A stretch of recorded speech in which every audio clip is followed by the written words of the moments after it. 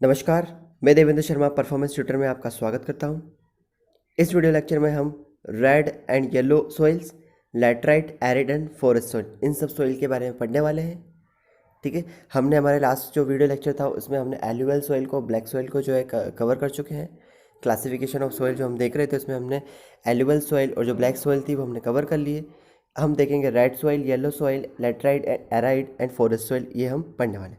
आगे जाने से पहले कहना चाहूँगा, यदि आपने हमारे चैनल को अभी तक सब्सक्राइब नहीं किया तो प्लीज़ चैनल को सब्सक्राइब करें, वीडियो को लाइक करें, ज़्यादा से ज़्यादा शेयर करें। चलिए शुरू करते हैं। Red and yellow soils. Red soil develops on crystalline igneous rocks in area of low rainfall in the eastern and southern parts of the Deccan Plateau। यदि हम रेड सॉइल की बात करें तो ये हमको कहाँ देखने को मिलेगी? जहाँ पर हमको क्रिस्टलाइन इग्निशियस रॉक्स देखने को मिलेंगे। जहाँ पर हमें क्रिस्टलाइन इग्निशियस रॉक्स देखने को मिलेंगे।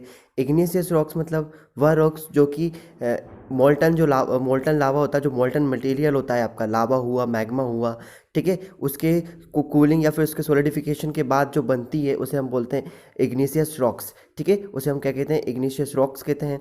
जो कि कहाँ पर देखने को मिल रही है आपको? जो कि आपको, यदि आप रेड और येलो सॉइल की बात करें तो आपको ये जो पर्टिकुलर एरिया दिख रहा है आपको, ये पिंक कलर में, लाइनिंग पिंक में आपको जो एरिया देखने को मिलता है, आपको यहाँ पर जो है रेड एंड येलो सॉइल पाई जाती है। ठीक है, तो जो आपका क्रिस्टलाइन इग्निशियस रॉक्स है, ठीक है, वहाँ पर क्रिस्टलाइन मतलब लिक्विड केमिकल जो है उससे सॉलिड में कन्वर्ट हो जाना, उसको क्रिस्टलाइन कहते हैं। तो ये लावा है, लावा से जो है क्या हो रहा है? सॉलिडिफिकेशन हो रहा है इसका, इस मोल्टन लावा का जो है सॉलिडिफिकेशन हो रहा है, इसलिए हम इसको क्या कहेंगे? क्रिस्टलाइन इग्निशियस रॉक कहेंगे। क्या कहेंगे? क्रिस्टलाइन इग्निशियस रॉक कहेंगे। ठीक है, तो कहाँ पर पाई जाती है ये क्रिस्टलाइन, ये रेड सॉइल कहाँ पाई जाती है? जहाँ पर आपको इसकी parent rock crystalline igneous rocks देखने को मिलेगी। ठीक है, इन एरिया ऑफ लो रेनफॉल, जहाँ पर आपको लो रेनफॉल देखने को मिलेगा, जैसे eastern and the southern parts of the Deccan plateau. ठीक है, हमने ईस्टर्न पार्ट देखा डेक्कन प्लेट्यू का।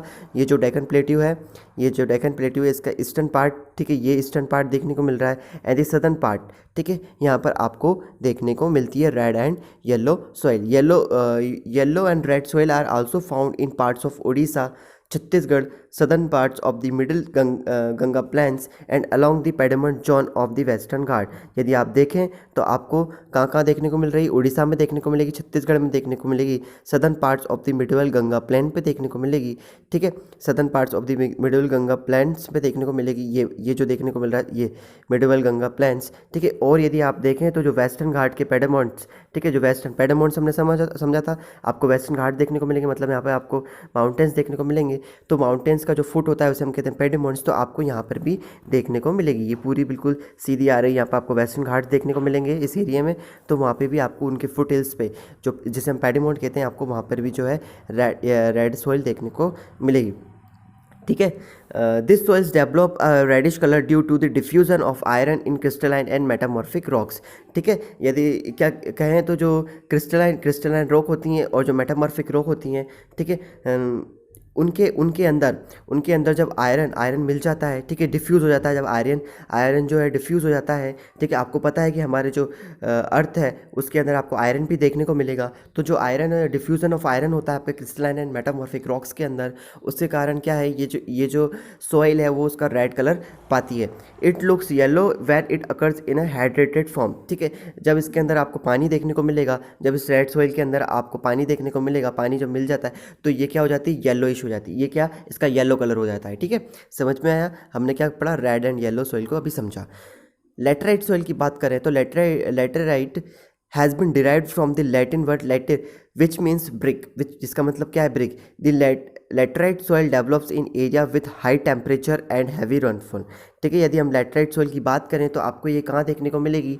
ये देखने को मिलेगी high temperature and heavy rainfall जो वाला जो एरिया होता है, वहाँ पर आपको ये देखने को मिलेगी।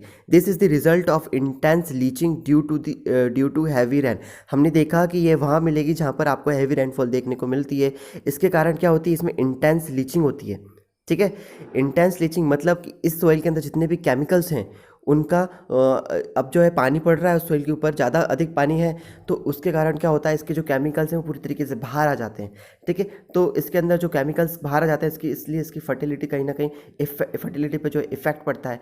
तो इसके जो भी आपको जो केमिकल दिखेंगे वो बाहर आ जाते हैं, किसके कारण? हैवी रेनफॉल के कारण। इसे हम कहते हैं intense leaching due to heavy rain. Humus content of the soil is low. इसके कारण क्या होता है, इस सॉइल का जो ह्यूमस कंटेंट होता है, ठीक है, वो भी काफ़ी क्या लो हो जाता है। ह्यूमस मतलब यदि हम सिंपल मीनिंग में समझें तो खाद, ठीक है, खाद जो कि प्लांट्स के ग्रोथ के लिए बहुत इंपॉर्टेंट रहती है, वो भी जो है हमको कम देखने को मिलेगी। ठीक है, the soil is low, the soil is low because most of the microorganisms, particularly the decomposers like bacteria, get destroyed due to high temperature। यदि हम बात करें तो यहाँ पर हाई टेम्परेचर भी देखने को मिलता है हमें। हैवी रेनफॉल के कारण क्या होती है, यहाँ पर इंटेंस लीचिंग होती है, ठीक है। इसमें हमको ह्यूमस भी कम देखने को मिलेगा, ठीक है। Because of the micro organisms particularly, क्यों ह्यूमस कम देखने को मिलेगा? क्योंकि आपको पता हो तो किन जो बनता है वो किन चीज़ों से बनता है? माइक्रो ऑर्गेनिजम्स हुए, पार्टिकुलरली डिकम्पोजर्स, ठीक है, और लाइक दी बैक्टीरिया, ये सब क्या ह्यूमस को क्रिएट करते हैं।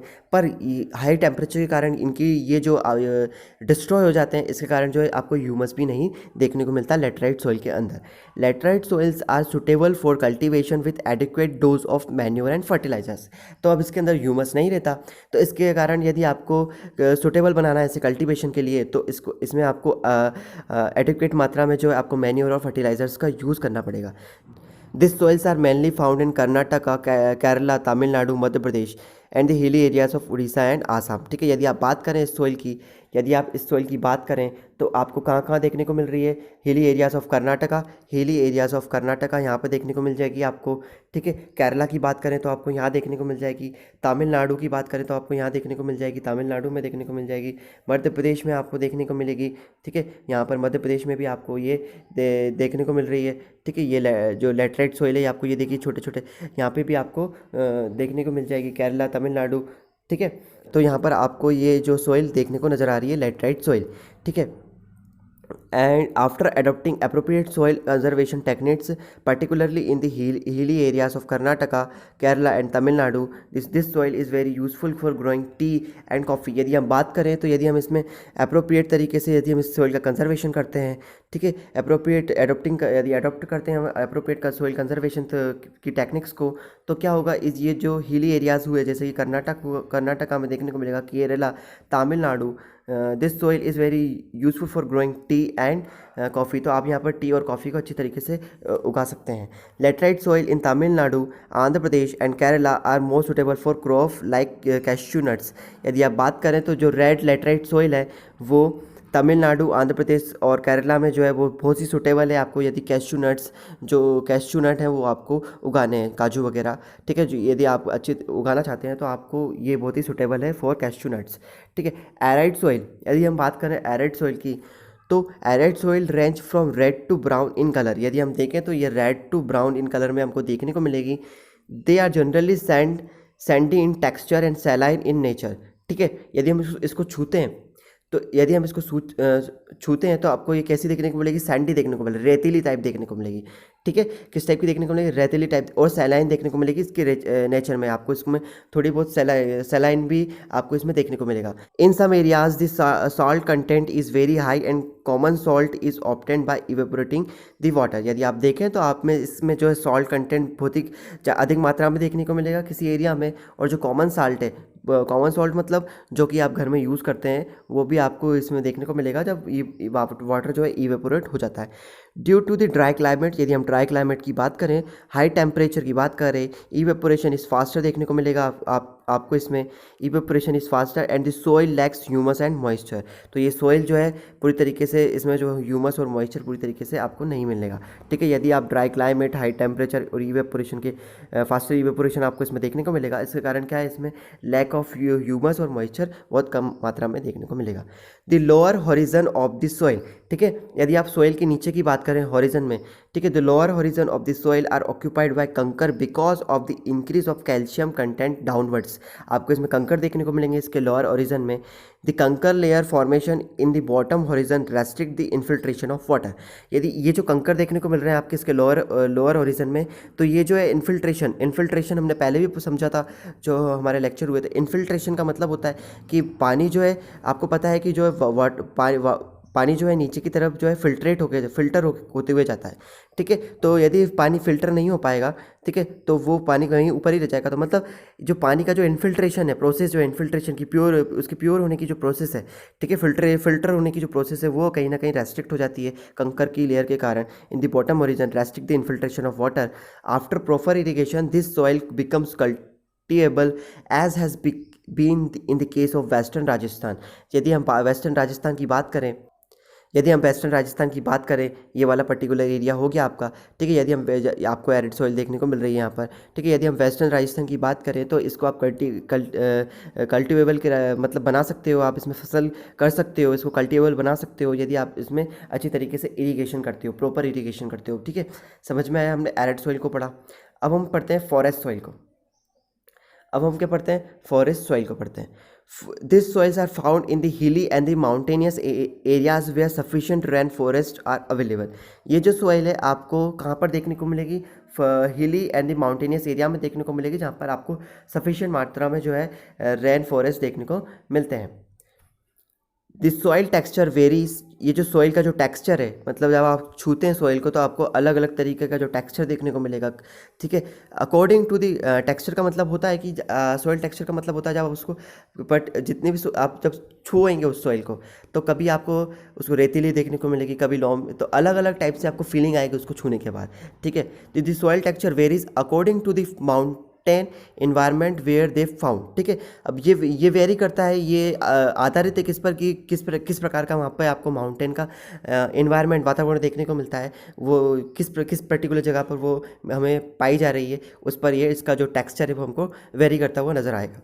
दे are loamy and silty in valley side. यदि आप देखें तो यदि आप माउंटेन की वैलीज़ को देखें तो माउंटेन की जो वैली होती हैं, ये जो वैली देख रहे हैं, जैसे कि मैं यहाँ पर ये माउंटेन क्रिएट कर देता हूँ, ये जो माउंटेन देख रहे हैं तो ये जो है वैली है, ठीक है। तो आप यदि वैली साइड देखें तो आपको यहाँ पर लॉमी और सिल्टी देखने को मिलेगी, ठीक है। लॉमी का मतलब होता है mixture of sand, clay, silt and organic matter, ठीक है, जो जिसमें मतलब सैंड, सिल्ट, क्ले ये सब हो और ऑर्गेनिक मैटर्स भी उसमें मिले हुए, तो उसे हम कहते हैं लॉमी, ठीक है। तो ये लॉमी और silt in valley side and coarse grain in the upper slopes, ठीक है। यदि आप अपर स्लोप की बात करते हैं, ठीक है, यदि अपर स्लोप की बात करते हैं यहाँ पर, तो आपको जो है बड़े बड़े कंकर देखने को मिलेंगे, बड़े बड़े मात्रा में जो है उसको कंकर देखने को मिलेंगे in the upper slope. In the snow covered areas of Himalaya, यदि आप स्नो कवर्ड एरियाज देखें हिमालयाज की, this soil experience denudation and are acidic with low humus content. यदि आप इसके अपर रीजन में देखें, ठीक है, यदि स्नो कवर्ड एरिया में देखें आपको, यहाँ जैसे स्नो यहाँ पर रहती है आपके माउंटेन की टॉप पर, तो ठीक है, तो ये जो सॉइल क्या एक्सपीरियंस करती है? डेन्यूडेशन। डेन्यूडेशन क्या होता है?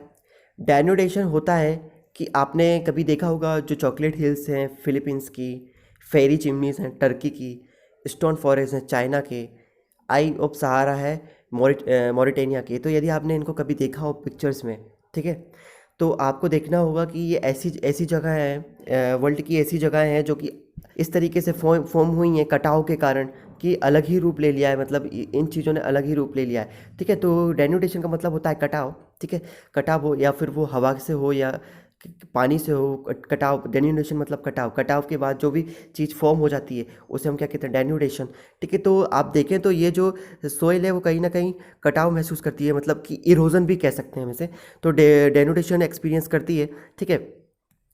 स्नो, क्योंकि अब स्नो है ऊपर, तो वो कहीं ना कहीं पानी जो है बाद में जो है नीचे ही आने वाला है, ग्लेशियर्स बनेंगे तो जो पानी जो है नीचे आने वाला है, उसके कारण कटाव होता है। And are acidic with low humus content, ठीक है, इसमें एसिडिक देखने को मिलेगा और इसमें ह्यूमस आपको बहुत कम देखने को मिलेगा। The soils found in the lower parts of the valley particularly on the river terraces and alluvial fans are fertile. यदि आप बात करें कि जो सोइल पाई जाती है आपकी जो रिवर वैली, ठीक है, जो लोअर पार्ट होता है आपका पर्टिकुलरली रिवर टेरेसेस। अब ये रिवर टेरेसेस क्या होता है?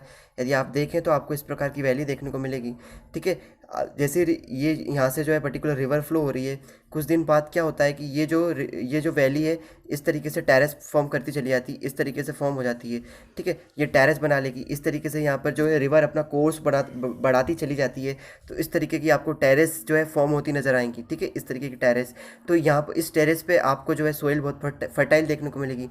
और एलुवियल फैंस होता है जब भी रिवर जो है किसी माउंटेन या फिर हिल के कांटेक्ट में आती है तो एक ट्रायंगुलर शेप में एक फैन टाइप बना लेती है, उसको कहते हैं हम एलुवियल फैन बोलते हैं। ठीक है, तो यहाँ इस जो पर्टिकुलर जगह को यदि हम देखें तो यहाँ पर आपको जो है जो सोइल जो है फर्टाइल देखने को मिलेगी। ठीक है, तो हमने ये सारी जितनी भी सोइल्स थी वो हमने कवर कर ली हैं। ठीक है, यदि आपको लेक्चर अच्छा लगा हो तो प्लीज़ चैनल को सब्सक्राइब करें, वीडियो को लाइक करें। थैंक यू, धन्यवाद।